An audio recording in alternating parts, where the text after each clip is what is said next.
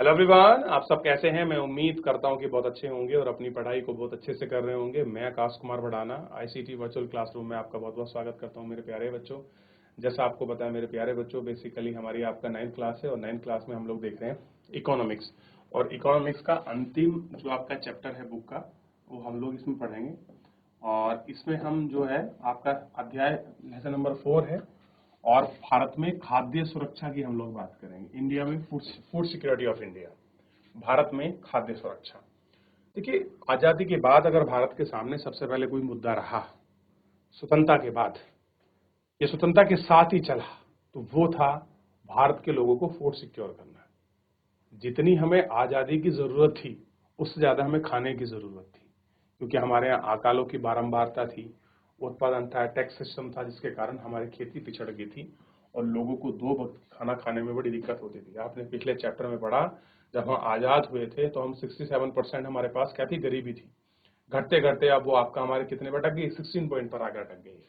तो सोच के देखिए कितना लंबा इतिहास हमने ट्रेवल किया है और आप इसमें पढ़ोगे और जानोगे कि फूड सिक्योरिटी का मतलब क्या है। अब इसमें बताया खाद्य सुरक्षा का अर्थ है सभी लोगों के लिए सादे भोजन की उपलब्ध और पहुंच और उसे प्राप्त कराने में सामर्थ्य। आप अगर सभी लोगों को भोजन की पहुंच करा सको, उसको उपलब्ध करा सको, उसी को कहते हैं हम आपका खाद्य सुरक्षा। अगर लोगों तक भोजन की उपलब्ध नहीं है, यानी कि उनको नहीं मिल पा रहा, पैसे हैं तो भी खाने की पहुंच नहीं है, या वहां तक आदमी नहीं पहुंच पा रहा है, चाहे पैसे ना हो या कोई वजह रही हो, क्लियर है। ये सारी चीजें हमको दिखाती हैं कि हम फूड सिक्योरिटी में है कि नहीं है। जब भी अनाज के उत्पादन या उसके वितरण की समस्या आती है, उत्पादन और वितरण यानी कि उसको बांटना, तो सहज ही निर्धन परिवार अधिक प्रभावी होते हैं। खाद्य सुरक्षा, सार्वजनिक वितरण प्रणाली, शासकीय सतर्कता, खाद्य सुरक्षा के खतरे की स्थिति में सरकार द्वारा की गई कार्य पर निर्भर करता है। कैसा है, इन कार्यों पर आपका निर्भर करता है, ये हमको दिखाई देता है।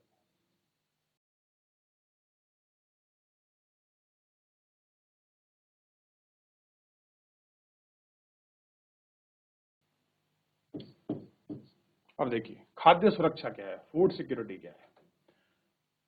जीवन के लिए भोजन जितना आवश्यक है उतनी ही सांसों के लिए वायु। कह रहे हैं आपको जितना सांस लेने के लिए वायु की जरूरत है, उसी तरह जीवन जीने के लिए आपको भोजन की उपलब्धता।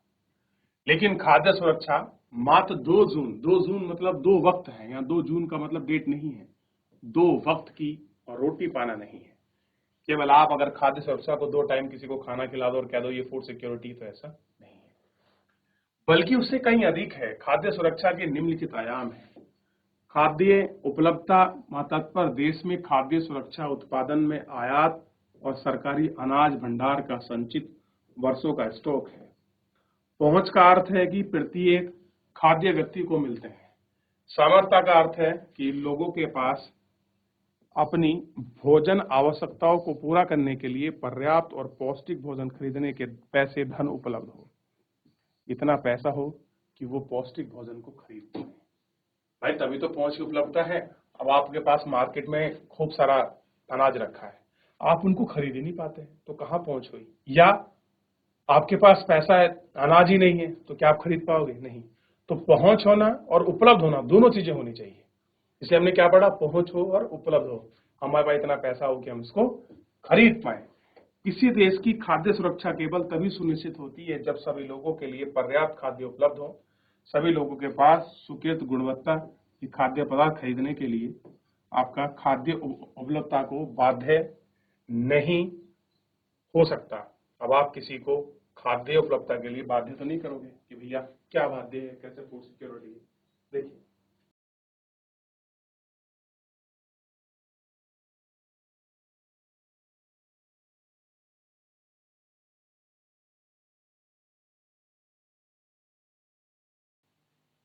हो गया, फूड सिक्योरिटी का मीनिंग समझ आया आपको कुछ। आगे बढ़ जाएं। अच्छा, उसके बाद खाद्य सुरक्षा क्यों, हमको फूड सिक्योरिटी चाहिए ही क्यों। समाज का अधिक गरीब वर्ग हर समय खाद्य सुरक्षा से ग्रस्त हो सकता है।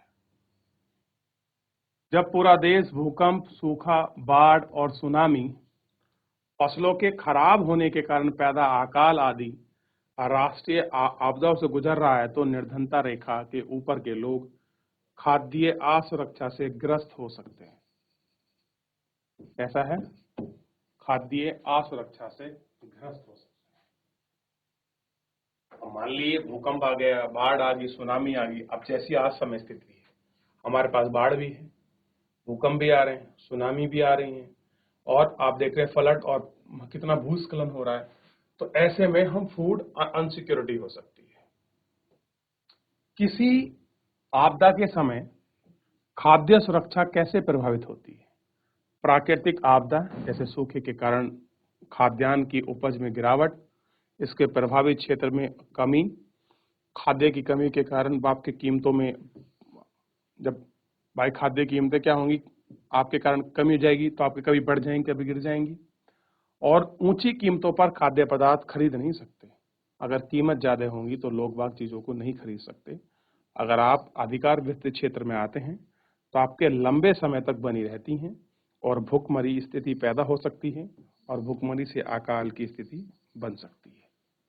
तो बहुत सारे कारण हैं किसी आपदा से कैसे चीजें प्रभावित होती हैं, आप इसको समझ सकते हैं। क्लियर है कि भूखमरी क्यों हो रही है, किस वजह से आपदा के कारण ये चीजें बन रही हैं, कैसा है बनने का स्वरूप, ये सारी चीजें इसमें दिखाई देंगी।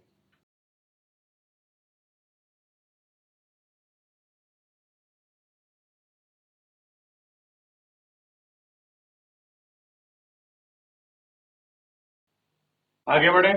अकाल के दौरान बड़े पैमाने पर मौतें होती हैं। अकाल पड़ते हैं, बड़े पैमाने पर मौत होती है, जो भूखमरी को विवश होकर दूषित जल या आपके सड़े भोजन का प्रयोग से फैलने वाली महामारी और भूखमरी से उत्पन्न कमजोरी से लोगों को प्रतिरक्षा की क्षमता में क्या आती है? गिरावट, जिसको हम कहते हैं इम्यून सिस्टम आपका गिर गया है।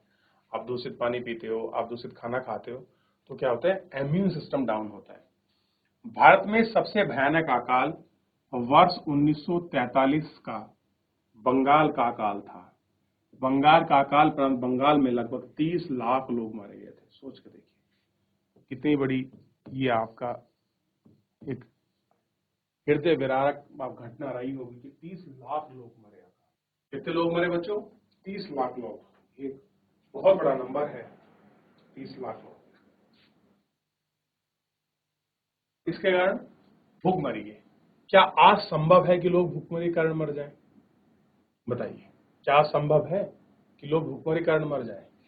आज संभव नहीं है, क्योंकि हमारे पास बहुत सारी ऐसी चीजें हैं जो हम फूड सिक्योरिटी की तरफ बढ़ रहे हैं। क्लियर है? आप उनको देख सकते हैं।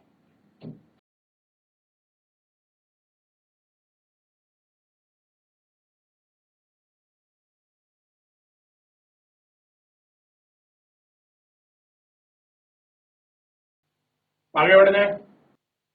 अब देखिए, क्या आपको मालूम है कि बंगाल के अकाल में सबसे अधिक लोग आपका प्रभावित हुए? चावल की कीमतों में भारी वृद्धि देखकर खेतीहार, मछुआरे और परिवहन तथा अन्य नियमित श्रमिक सबसे अधिक प्रभावी अकाल में सबसे अधिक वहां मारे गए थे।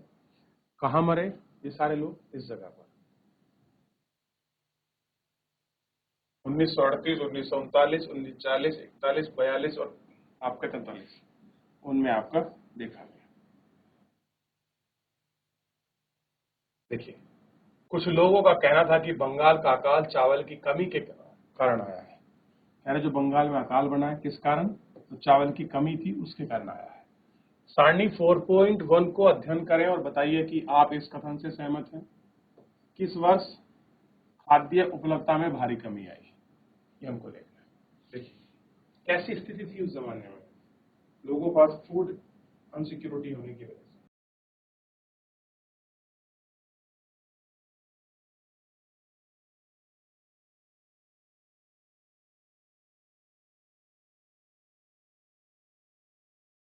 हो गया।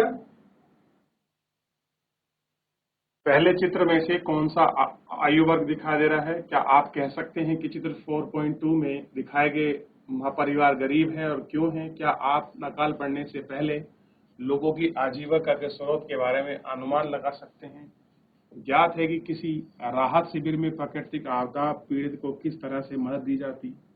क्या आप इस तरह के पीड़ितों में कभी कपड़ा, दवा आदि के रूप में सहायता की है? और चित्र 4.1 से आप क्या देखते हैं? आपने इतने सारे चित्र देखे, इन चित्रों को देखने के बाद आपने क्या सीखा? ये इसमें देखने वाली बात है। ये इमेज आपने देखी और साथ में ये भी देखी। ये गरीब हैं और ये आपका गरीबी के कारण क्या कर रहे हैं? बंगाल के लोग गांव छोड़कर जा रहे हैं, तो कुछ है ही नहीं खाने के लिए, क्या करें?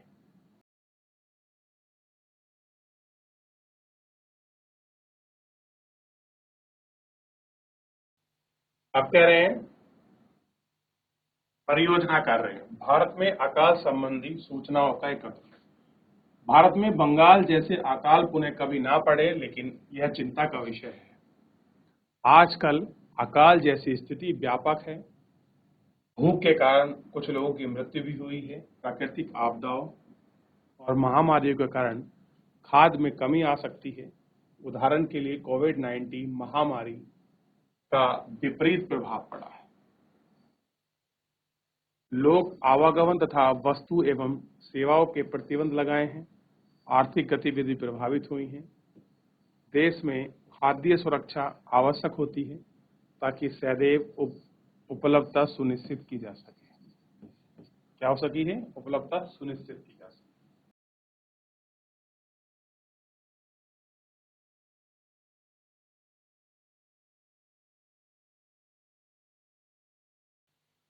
चलो, देख लिया।